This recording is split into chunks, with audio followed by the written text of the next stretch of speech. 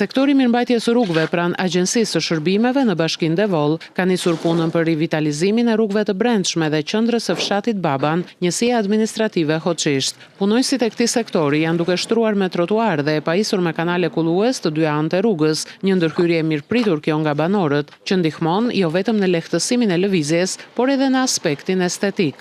Në fshatin Baban, njësia administrative Hoçisht, po bëhet rehabilitimi i trotuarëve në qendër të fshatit. Do vazhdohet dhe me mirëmbajtjen e kanaleve të ujëra të bardha, betonizimi i tyre. Njëkohësisht po punoj edhe në rruga Vidovë, Miras Vidovë, çarkullimi i rrugës.